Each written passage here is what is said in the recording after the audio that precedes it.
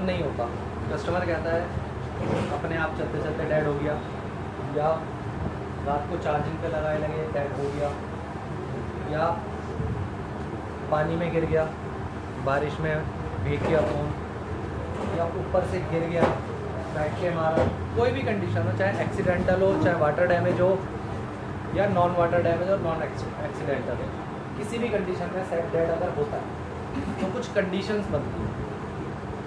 Conditions 3 तरह की बनेंगी, इनके अंदर अलग अलग टाइप्स क्रिएट होंगे। एक टाइप होता है सबसे पहले कि सेट शॉर्ट हो गया,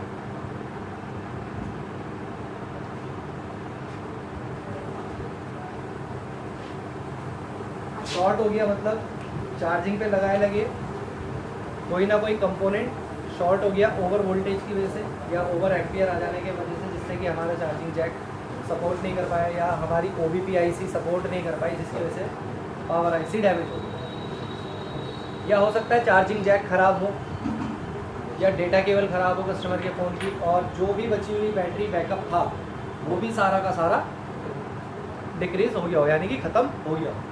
तो इस कंडीशन में भी अगर कस्टमर ने चार्जिंग जैक ख़राब था और डेटा केबल लगा के फ़ोन छोड़ रखा था, तो क्या होता है कि ऐसे में बैटरी डिस्चार्ज हो जाती है ज़्यादा। कितनी मिनिमम नॉमिनल वोल्टेज हमारे को पता है एंड्रॉयड फ़ोन के अंदर 3.85 होना चाहिए, लेकिन अगर बैटरी 3.65 हो जाए तो चार्जिंग पे जो चार्जर कस्टमर यूज़ कर रहा था उस चार्जर से वो सेट ऑन नहीं हो पाएगा, वो बैटरी चार्ज नहीं हो पाएगी। ठीक। दूसरा कि कई बार होता है कि बैटरी ही ख़राब हो रखी होती है कि भाई कस्टमर दिन में 2-2 3-3 बार फ़ोन चार्ज कर करके फ़ोन चला रहा था, अचानक से बैटरी लो हुई, 1 घंटे बाद वो घर पहुंचा या जहाँ पे भी पहुंचा चार्जिंग पे लगाया तो सेट ऑन नहीं हुआ। जब बैटरी ख़राब ही है तो जो उसका नॉमिनल वोल्टेज भी था वो भी ख़त्म हो जाएगा, या फ़ोन के अंदर शॉर्टिंग या हाफ शॉर्टिंग में भी सेट ऑन रहते हैं। तो इस कंडीशन के अंदर क्या होता है, बैटरी बहुत जल्दी जल्दी ख़त्म हो जाती है। बहुत जल्दी जल्दी ख़त्म होने पे बैटरी की कंडीशन तो ओके है लेकिन बोर्ड की कंडीशन ओके नहीं है। इस दौरान जो बैटरी नॉमिनल बचनी थी बोर्ड ने, यानी कि जो शॉर्टिंग और हाफ शॉर्टिंग हो रखी थी, उसने वो सारी नॉमिनल वोल्टेज भी ख़त्म कर दी। तो अब इस कंडीशन में बैटरी को बूस्ट ही करना पड़ेगा, तभी जा करके सेट ऑन होगा। अब कोई भी कस्टमर अगर आपको फ़ोन दे जाए तो सबसे पहले आपको पता होना चाहिए कि मुझे कौन सा स्टेप फॉलो करना है, क्योंकि अगर यही नहीं पता होगा तो आप फ़ोन खोलने के बाद कुछ नहीं कर सकते, समझ ही नहीं आएगा कि काम करना क्या है। अब उस काम को करने के लिए आपको ये पता होना चाहिए कि मेरे को ये स्टेप फॉलो करना। तो सबसे पहले तो हम जर्नल चेकिंग से स्टार्टिंग करते हैं। कस्टमर फ़ोन दे गया, अब किसी भी कंडीशन में देखे गया हो कोई बात नहीं, क्योंकि कई बार कस्टमर सच नहीं बताता। फ़ोन गिरा पानी में है, कह देता है चालू, अभी चालू था थोड़ी देर पहले बंद हो गया, या फ़ोन बंद हो जाता 1 महीने पहले डेड हो गया था। अब उसे लगा कि यार मेरा तो ठीक करा लेना चाहिए, तो कहेगा कल ही तो रात को चार्जिंग पे बंद हुआ है, कुछ भी कह सकता है। हर तरीके के कस्टमर आएंगे आपके पास जो सच भी बोल देंगे कई बार, और कई बार तो सच बोलेंगे ही नहीं। सर एक कहने लगा मेरे कीपैड फोन में सामान काल जाओगे, करना क्या मतलब भाई कुछ नहीं होता यार, एक तो ठीक करा है ना। कई तरह की कंडीशन बता दो सर देखने को मिलती है, कई बार होता है। अब कंडीशंस क्या क्या और कैसे कैसे, देखिए एक कंडीशन तो हो गई शॉर्टिंग और लीकेज। दूसरी कंडीशन बनती है ओपन, फोन के ओपन हो जाने के लिए ये सप्लाई ट्रैक के ओपन हो जाने के ऊपर। और तीसरी कंडीशन बनती है ओके। अब जब ओके ये तो सेट डेड कैसे हो सकता है, कंडीशन ही ओके है सेट की। बैटरी कनेक्टर से हम हेल्थ चेक करते हैं कि भाई क्या हेल्थ, यानी कि इसको कौन सा बुखार हो रखा है या कोई बीमारी हो रखी है बड़ी जो इसका ऑपरेशन करना पड़ेगा, या हो सकता है कि सिर्फ सैनिटाइज करके ठीक हो जाए। तो कई तरीके की होती है प्रॉब्लम, वो हमारे को कहाँ से पता चलती है,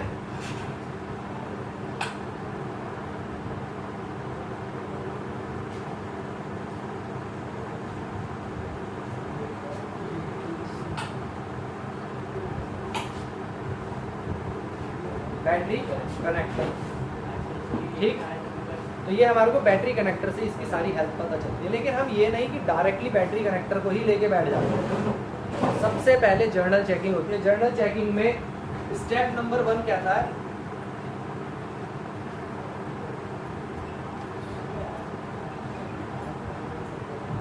चार्जर चेंज करके चेक करें।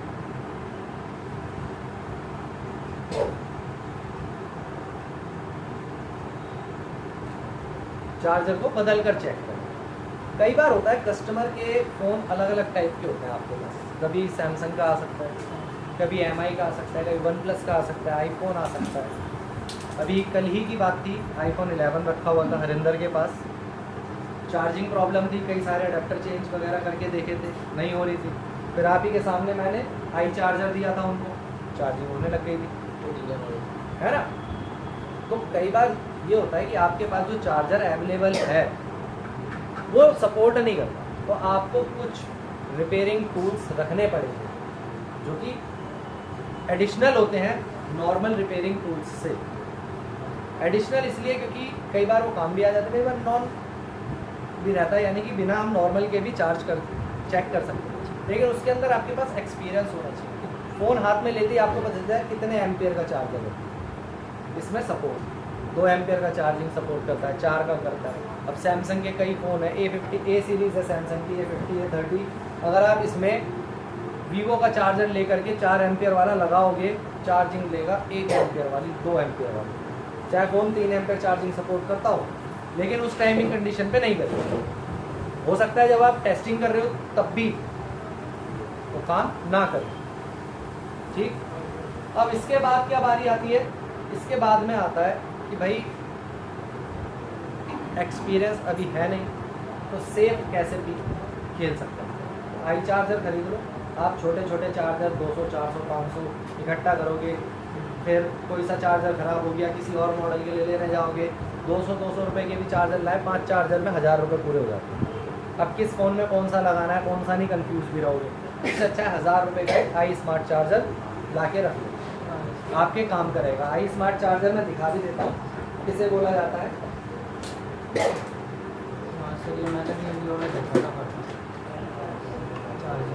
ये वाला होता है जिसके अंदर 5-6 पोर्ट रहते हैं और यहाँ पर डिस्प्ले रहती है, जो कि एडवांस टेक्नोलॉजी के लिए काम में आता है आपको, ठीक। कई सारे एम्पियर्स वगैरह दिखने लग गए।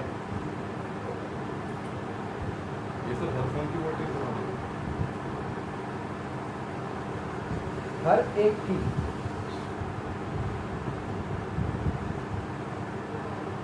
ठीक, सबके यहाँ पर एम्पियर कितना फ़ोन ले रहा है कितना नहीं ले रहा, इससे पता चल जाता है। इससे पता चल जाता है हमारी पावर आईसी चार्जिंग आईसी काम कर रही है या नहीं कर रही, ठीक है। एक तो ये हो गया।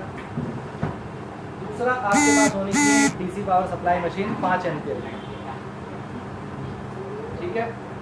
तो यहाँ पर हम फ़ोन में चार्जर चेंज करके चेक करके देखते हैं। सबसे पहला स्टेप, कस्टमर के सामने मत करना, कस्टमर को रेट का अंदाज़ा दिया जाता है कि भाई अब रेट का अंदाज़ा कैसे दें कि कितना हो सकता है। कोई कोई तो छोड़ के ही नहीं जाता। अब जैसे ओप्पो का कोई मॉडल है जिसमें 332 की रैम लगती है और इंटरनल, महंगे से महंगी कॉस्ट क्या बैठ सकती है इसमें, 1800-2000 कस्टमर को बता, क्योंकि अगर खर्चा आपका आया भी 500-700 रुपये आपके बच जाएंगे इसमें। अगर EMMC IC भी करनी पड़ गई तो भी आपके पैसे बचेंगे इसमें। इसके अलावा पावर IC वगैरह चेंज करनी पड़ गई तो भी पैसे बचेंगे, बचने लाजमी है। अब अगर 464 का है, ठीक है भाई 2200-2300 रुपये बता दो। अगर EMMC आई, क्योंकि सबसे महंगी जो IC होती है वो EMMC IC पड़ती है हमारे फोन में, इसलिए कॉस्ट बताने के लिए कि भाई इतनी कॉस्ट लग सकती है। अंदाज़ा नहीं दोगे तो कस्टमर रुकेगा भी, और अंदाज़ा गलत दे दिया तो भी काम नहीं कर पाओगे। कहीं पता चला खर्चा आ रहा 2000 बताए 1500, अब क्या करोगे, प्रॉफिट तो निकलेगा नहीं, कस्टमर देगा नहीं बढ़ाने के बाद। तो इसीलिए पहले ही बढ़ा के दिए जाते हैं ताकि हमारा प्रॉफिट निकल सके। नहीं निकलता भाई कहीं और करा ले, कोई दिक्कत नहीं। इसके अलावा 664 आ गया, 2300 की जगह 2500-2600 रुपये बता दो। 8128 आ गया। भाई जैसे जैसे फ़ोन की कीमत बढ़ेगी, इंटरनल बढ़ती है, तो जाहिर सी बात है फ़ोन की वैल्यू भी बढ़ेगी। अब ऐसा तो है नहीं कि भाई फ़ोन है सैमसंग J2, इसे ऑन करने के 4,000 रुपये बता दो, कोई नहीं देगा। क्यों देगा कोई? उसे पता है 1,000 रुपये का फ़ोन है, 4,000 लगा के क्या करूँ, है ना। अब अगर फ़ोन है iPhone 11, अब उसमें बता दो 700 रुपये, 700 रुपये का उसमें तो चार्जिंग पत्ता नहीं आएगा। ओरिजिनल डालने ले जाओगे 1200 रुपये 1300 रुपये का चार्जिंग पत्ता आएगा खाली। तो रेट फ़ोन की वैल्यू देख के बताया जाता है कि फ़ोन की वैल्यू कितनी है। आपको कंफर्म नहीं हो रहा, मेरे को पूछ लो, फ़ोन करके पूछ लो, सर एक ऐसे ऐसे डेड सेट आया हुआ है, क्या रेट बताओ, तो हम अंदाजे के अनुसार आपको बता दें भाई इतने बताओ, ठीक है। तो ये चीज़ दूर हो जाएगी। दूसरा, अब हम थे स्टेप 1 पे, चार्जर बदल कर चेक। कई बार होता है कस्टमर की डेटा केबल ख़राब होती है, लेके आपके पास आ जाता है, भाई फ़ोन हो गया मेरा बेहोश।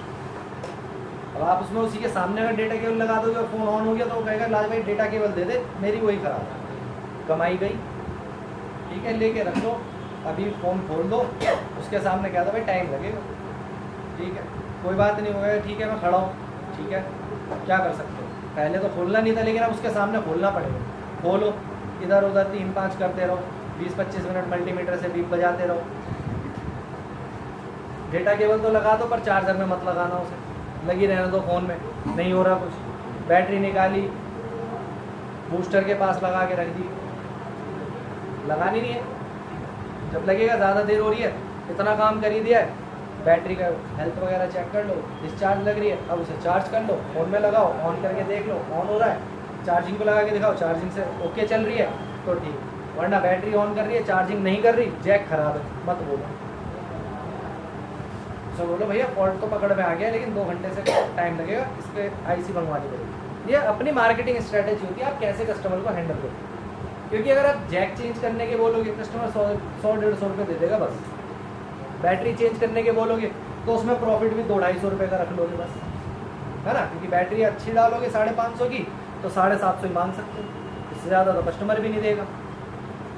चार्जिंग जैक डाल दोगे 200 की 300 ले लोगे, चलो।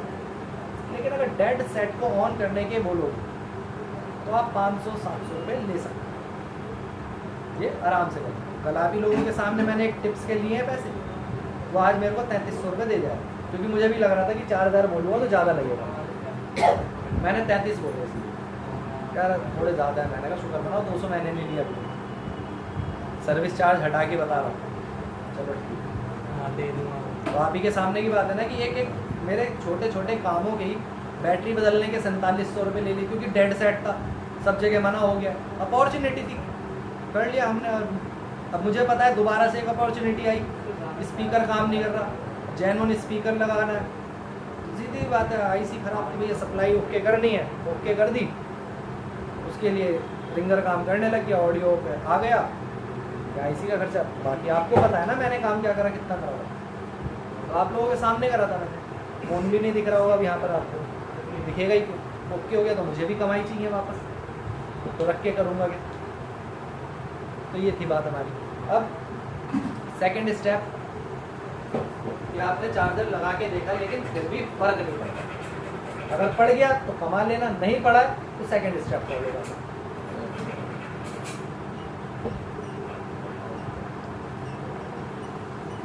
बैटरी का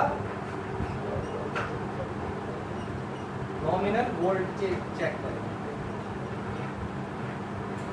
अगर बैटरी नॉमिनल वोल्टेज तक नहीं है, कितना नॉमिनल,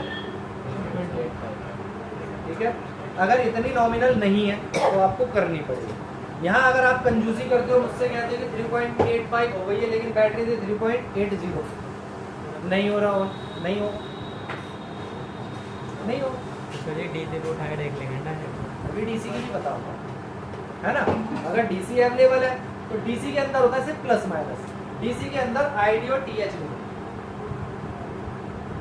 तो कई बार DC भी आपका साथ नहीं देगी। या तो बूट केबल आप पे महंगे वाली होनी चाहिए जो ID और TH की सप्लाई भी दे देगी, केबल देती है सर, नहीं, बूट केबल भी फिर ID और TH वाली होनी चाहिए आपके पास, तब आप इसे बिना बैटरी के भी फ़ोन को, किसी भी फ़ोन को ऑन कर सकते हो। अदरवाइज सब फ़ोनों को ऑन नहीं कर पाएगी DC भी सिर्फ उन्हीं फ़ोन को ऑन कर पाएगी जो पॉजिटिव नेगेटिव चार्ज से ओके चलते हो, जिसमें डेटा वाली बैटरी ना लगी हो। डेटा मतलब ID होती है सेंस करने की, ये एक सर्किट पे काम करती है कि जब तक बैटरी नहीं लगी, चार्जिंग पे फोन लगा, यहाँ पे आता है 1.8 के समथिंग वोल्टेज। जैसे आप फोन में बैटरी लगा देते हो, यहाँ पर बैटरी का जो वोल्टेज था ये आ जाता है मिली एम्पियर में, 200 मिली एम्पियर या 300 मिली एम्पियर। बैटरी कनेक्ट होते ही तब जाकर के सीपीयू सेंस करता है कि हाँ ये मेरे वाली वोल्टेज, अब मुझे एक्टिव होना है।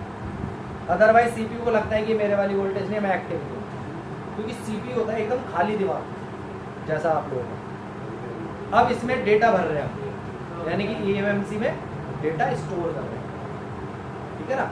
अब ईएमएमसी में जब भर जाएगा तो उसमें चलते हैं वोल्टेज के सीक्वेंस। अगर सीक्वेंस मैच करेगी सीपीयू को तभी वो चीज़ काम करेगी। अगर सीक्वेंस काम नहीं करेगा तो वो चीज़ काम भी नहीं करेगी, क्योंकि सीपीयू से कमांड नहीं देगा, क्योंकि सीपीयू को मिल ही नहीं रही कमांड। सॉफ्टवेयर में जाने से पहले बताते हैं ना कि सॉफ्टवेयर क्या है। सॉफ्टवेयर एक ऐसी चीज़ है जो हार्डवेयर को कंट्रोल करता है, ऑपरेट करने के लिए, फोन को ऑपरेट कराने के लिए कमांड्स देने का काम करता है। तो सीपीयू को कमांड करता है, तब सीपीयू रिएक्ट करके आगे कमांड करता है। तो ये सारा प्रोसेस आपका सिर्फ वोल्टेज पे काम करता है कि इतनी वोल्टेज आई ये पार्ट एक्टिव कर दो, इतनी वोल्टेज आई इस सेक्शन को एक्टिव कर दो, इतनी वोल्टेज आई ये सेक्शन ऑन कर दो। तो वो सीपीयू के पास वोल्टेज जब डेटा से पहुंचेगा ना तभी सेंस हो, अदरवाइज वो सेंस नहीं करेगा। अब यहाँ पर हमारी बैटरी का नॉमिनल वोल्टेज होना चाहिए और बैटरी ठीक होनी चाहिए। कई बार होता है बैटरी ही खराब होती है, तो बैटरी की आईडी वाली पिन चेक करनी पड़ेगी। आईडी वाली पिन कैसे चेक करा जाएगा इसका मैं इससे हटके बताऊं, वरना इसमें कंफ्यूजन हो जाएगी बहुत ज़्यादा। हमने बैटरी का वोल्टेज चेक कर लिया, ठीक है, बैटरी भी इतनी करते ही सेट ऑन हो जाएगा। नहीं हुई तो इतने के बाद भी अगर नहीं होता है तो क्या करना, तो हमारे को बैटरी कनेक्टर को चेक करना है कंटिन्यूटी पॉइंट।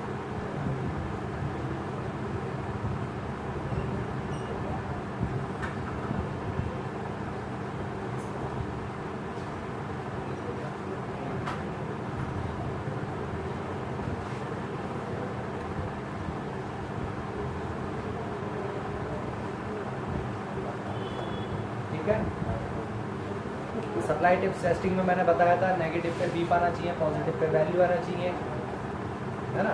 IDTH है तो उन पे भी वैल्यू आनी चाहिए। इसके साथ साथ ये भी बताया था कि ग्राउंड से टेस्टिंग जब हम करते हैं किसी भी टिप्स पे वैल्यू वाली पे, तो वन साइड वैल्यू आनी चाहिए, क्योंकि यहाँ पर जब हम देखेंगे ग्राउंड से अपने रेड वायर रखी, ब्लैक वायर इधर रखी, वैल्यू आई, क्योंकि रिवर्स वायर होगी।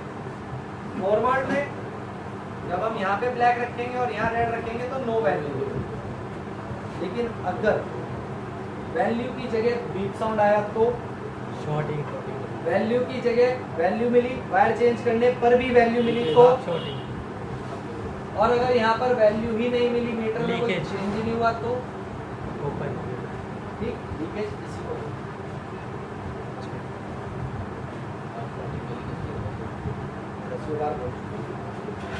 तो ओपन और सब कुछ ठीक है, ओके कंडीशन। अब ओके कंडीशन में सेटेड हो कैसे सकता है, तो ओके कंडीशन में सेटेड ऐसे हो जाता है, आप सॉफ्टवेयर कर रहे थे, अपडेट कर रहे थे, अपडेट बीच में रुक गया, आधा डाटा इरेज हो गया, आधा अपलोड हुआ है, पूरा तो नहीं है, सेट पूरा नहीं हुआ। ठीक, दूसरा चलते चलते फ़ोन बंद हो जाता है, आपके भी साथ होया हुआ, होते भी क्यों होते हैं, लेकिन आपके फ़ोन की आईसी है eMMC आईसी, क्या काम करती है वो, डेटा स्टोर करती है। अब कितना डेटा स्टोर कर लेती है आप ये चीज़ दो, आप लोगों को पता है कभी भी मेमोरी कार्ड में आप कुछ भी डिलीट कर दो तो सब कुछ मेमोरी कार्ड में पड़ा रहता है। ऐसे ही लैपटॉप की हार्ड ड्राइव जो है, आप उसमें से जितना मर्जी डेटा डिलीट कर दो, आप उसमें से रिकवर कर सकते हो। पता है ये बात, पता है या नहीं, पता है ना, जेन्युइन है ये बात या फेक है, जेन्युइन है। अब जो हमारे फ़ोन की eMMC है क्या, eMMC मल्टीमीडिया कार्ड ही तो है वो भी, बट क्या है, एम्बेडेड, यानी कि इनबिल्ड मेमोरी कार्ड है। मेमोरी कार्ड तो जाहिर सी बात है जितना डेटा डिलीट करोगे वो कंप्रेस होकर के फाइल तो उसी में ही रहेगी, सिर्फ आपको शो ही तो नहीं हो रही। जब आपके स्टोरेज मिली थी 50 GB मिली थी 64 में से, पूरी खाली थी, फ़ोन बड़ा स्मूथ चलता था, 1 साल तक आपने कुछ भी डिलीट नहीं करा फ़ोन से, फ़ोन आज भी स्मूथ चल रहा है। बेशक आपने 50 GB के पास भर लियो, फिर भी स्मूथ। लेकिन अगर आपने 3, 4, 5, 6 महीने में ही मेमोरी ली, 20-25 GB भरी, डिलीट, 20-25 GB ली, भरी और डिलीट। आपने थर्ड पार्टी एप्लीकेशन डाउनलोड करी, वो डाउनलोड करते टाइम तो 20 MB की होती है, उसकी जो कैच फाइल होती है वो 2 GB, 4 GB, 6 GB, 8 GB बनती चली जाती है। आप उसे जाते हो मज़े मज़े में कैचेस को डिलीट करते रहते हो, है ना, ये तो करते हो। अब ये जो सब चीज़ें आप डिलीट कर रहे हो, ये कहाँ जा रहा है? फ़ोन से बाहर निकल के गिरा कहीं? सारा का सारा eMMC IC के ही पार्टीशन को घेर रहा है। धीरे धीरे धीरे धीरे वो उसके इतने पार्टीशन को घेर लेता है कि आपको डिस्प्ले पर तो स्पेस नज़र आता है, लेकिन एक्चुअल में आपकी आईसी में स्पेस खत्म हो रहा होता है। फिर जब फोन रिबूट होता है तो उसे अपने पूरी 3-4 GB की जो फाइल है उसे वो रिवाइज करनी पड़ती है कि हाँ सब कुछ ओके है या नहीं। लेकिन जब किसी भी दिन रिबूट मारते हो तो फोन कंपनी के लोगों से आगे नहीं बढ़ता, क्योंकि उसके पास स्पेस ही नहीं अपनी 4 GB की भी फाइल को रिवाइज कर लेने का, नहीं कर पा रहा कंपनी के लोगों को। ठीक है, अब आपने क्या करा, फ्लैशिंग करी। फ्लैशिंग भी 4 GB की फाइल थी, पहले तो आपने उसको पहले ही जो 4 GB की फाइल थी उसको 3 GB का स्पेस मिल गया, 1 GB मिलने का तो रिवाइज मार रहा था वो, तो रिबूट करने लगा। आपने पूरी फाइल 4 GB की डिलीट कर, उसने भी तो स्पेस उसी ने घेरा। अब फोन हो गया सॉफ्टवेयर पे डेड। कहते हैं ना सॉफ्टवेयर पे फोन डेड हो जाता है। डेड होने का कारण ये हुआ क्योंकि आपने जो फाइल डिलीट करी है वो टेम्परेरी डिलीट मारी थी अभी भी फ्लैशिंग से। टेम्परेरी डिलीट करने का मतलब है कि आपने उस आईसी का कर दिया सत्यानाश।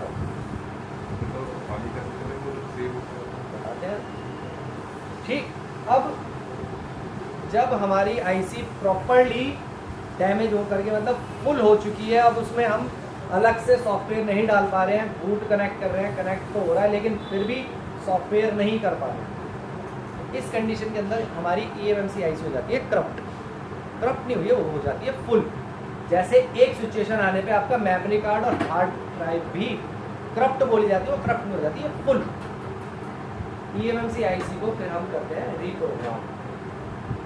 जो भी उसका डेटा होता है वो जड़ समेत उसे खाली हुआ UEFI बॉक्स से, इजी से टैक्स बॉक्स से। फिर हम उसकी करते हैं प्रोग्रामिंग की, अब दोबारा सेट करते हैं इसे। जितनी भी कंपनी ने जो फाइलें वगैरह डाली थी और जो अब तक हम लोगों ने इसमें भर दिया कचरा, तो सब साफ कर दिया। इस काम के ही हम 1500, 2000, 2500, 4000 तक करते हैं। ठीक, समझ में आ रही है ना मेरी बात? तो फोन डेड क्यों होता है ये भी समझ में आ रही है ना? तो इस तरीके से फिर हम eMMC की रीप्रोग्रामिंग करते हैं। सिर्फ सॉफ्टवेयर से ही चेक हो सकती है आईसी की ये कारगर है या नहीं है। कारगर है तो रीबॉलिंग करके उसको सेट में दोबारा लगा करके ऑन कर देते हैं। इस तरीके से ओके कंडीशन में सेट है। दूसरी कंडीशन ओके रोलिंग में वो डाटा तो नहीं हटता नहीं, तो हमें हटाना पड़ता है ना जब हम प्रोग्रामिंग कर रहे होते हैं। अब हमारे कई सेक्शंस होते हैं, कई सप्लाइयाँ हैं, data, clock, EN signal, ground, positive, ये 5 सिस्टम होते हैं, हमारी सिस्टम वोल्टेजेस हैं जो सप्लाइयाँ हमारी एक आईसी को एक्टिव करने के लिए चाहिए ही चाहिए। अगर इनमें से एक भी सप्लाई नहीं पहुंच पा रही हो, एक भी, तो हमारा फोन ऑन नहीं। पावर आईसी है, कई सारी सप्लाइयाँ पास आउट करती है, वो सभी सप्लाइयाँ ये बना रही है नहीं बना रही ये देखने की ज़रूरत है। क्योंकि चार्जिंग सेक्शन पे जब VPH बनेगा, सेकेंडरी लाइन क्रिएट होगी, तभी वो बाकी सब पे पहुँचेगी, तभी CPU को सिग्नल मिलेगा। तो EN सिग्नल जो होता है वो CPU PM को देता है, PM CPU को देता है। जब ये दोनों एक दूसरे को सिग्नल नहीं दे पाते हैं तब भी सेंटर्ड हो जाता है। तो ये भी ओके कंडीशन में ही रहेगा। ठीक, दूसरा पावर आईसी है, जब CPU है, डेली ओवर हीट होता था, कस्टमर उसको नज़रअंदाज करके चलता था, कोई बात नहीं, चार्जिंग पे फ़ोन लगाया, गेम में लगा पड़ा, ओवर हीट के टेम्परेचर का मैसेज आ भी रहा है, थोड़ी देर ठंडा करा फ़ोन को, फिर चालू हो गया। ऐसा करते करते करते करते हमारी जो आईसी होती है वो जाती है ड्राई शोल्ड, जिसकी वजह से वो काम करने में वीक हो जाती है, और वीक हो जाने मतलब क्या है, सिग्नल ट्रांसमिट करना वीक हो जाता है। अब जब सिग्नल ही ट्रांसमिट नहीं कर पाएगी तो खड़ी हो पाएगी, बेहोश हो जाएगी। जैसे कि अगर आपको खाना ना दिया, जैसे पानी पानी देते रहे, कितने दिन जिंदा रहे? एक दिन ऐसा आएगा 1 महीने 1.5 महीने बाद कि आप भी बेहोश होकर गिर जाओगे, क्योंकि मिनरल मिल रहा है, विटामिन मिल नहीं रहे, कैल्शियम मिल नहीं रहा, आयरन मिल नहीं रहा, गए हो गए बेहोश, लगाओ ग्लूकोज, यही तो होता है। सेम फोन के साथ भी ऐसे, अगर हम फोन पे ओवरलोड काम करते रहेंगे तो हमारी आईसी पे भी डैमेज होने का फर्क पड़ता है, जिसकी वजह से ओके कंडीशन में सेट डेड बन जाता है। अब किस आईसी की वजह से खराबी आ रखी है ओके कंडीशन के लिए, तो ये हमें बताएगी सिर्फ और सिर्फ डीसी पावर सप्लाई मशीन। इसकी कई सारी कंडीशंस बनती हैं जो कि मैंने ग्रुप में अपलोड कर दिया है, कि अगर हम डीसी पावर सप्लाई मशीन से सेट को ऑन करते हैं और ऑन करने पर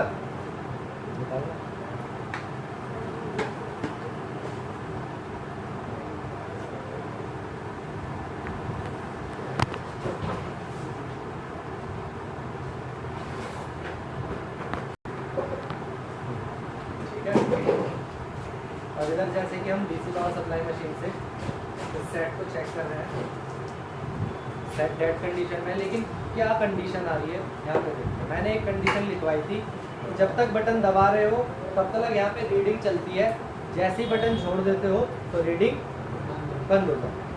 तो फिलहाल यहाँ पर हमने ऑन ऑफ स्विच पे हाथ रख लिया,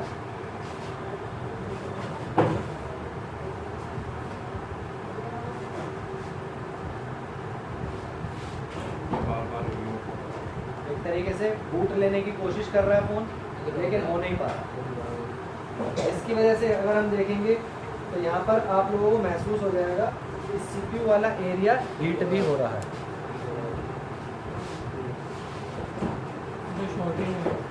ठीक, दूसरा बोर्ड दिखाओ आपका वाला जो शॉर्ट था, आपका दिमाग दिखाओ, आपका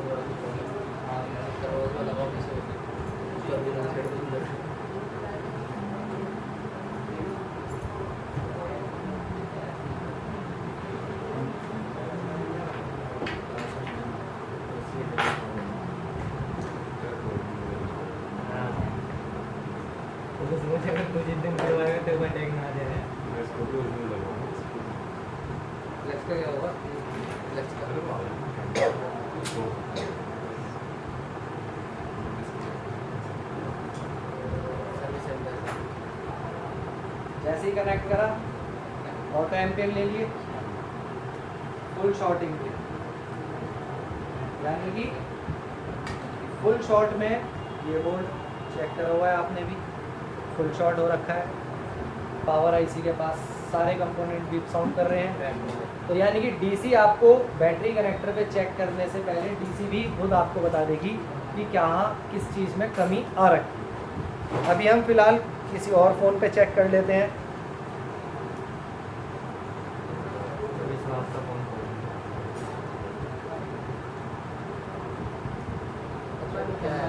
अबे अपना गुरुजी का फोन लेकर आना भाई, मेरा नहीं मेरा क्या, मेरा गुरुजी बैठो यही बोल रहा, दिमाग खराब, ये गुरुजी का नाम लेकर आता है। कल भी लेकर भाई का इसका नाम दिमाग खा गया भाई से लेकर इसका नाम नहीं, गुरुजी को बोल रहा था, तारीफ कर रहा था, कौन दे रहा है गुरुजी ने कहा ये लोगों को बोला है इसके नहीं मेरे को चले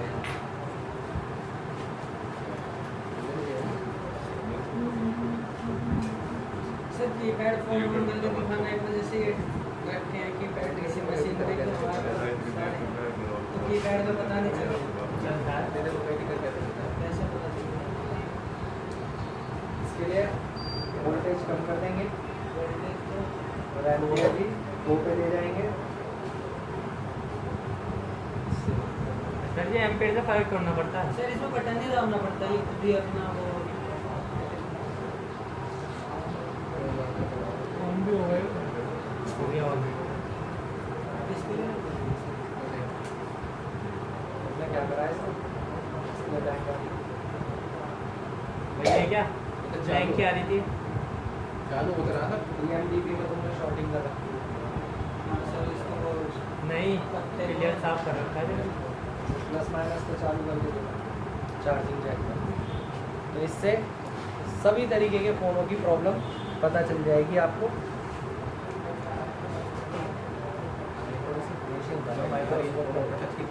सर हमारे पास डीसी मशीन है तो अगर ये अलग वाली बीचों यहाँ पर जो है आपने 4.20 वोल्टेज सेट करना है। एम्पियर 3 सेलेक्ट करने हैं या 4 भी रख सकते हो, 3 से 4 तक। 3 से 4 इसके बाद सेट को ऑन करने पर अगर 0.1 से लेकर एम्पियर 0.9 पे जाके रुक जाए ऑन ऑफ स्विच दबाने पर, तो इस कंडीशन में हमारे पावर सेक्शन में दिक्कत है, पावर आईसी में दिक्कत है। ठीक, ये पता चलता है।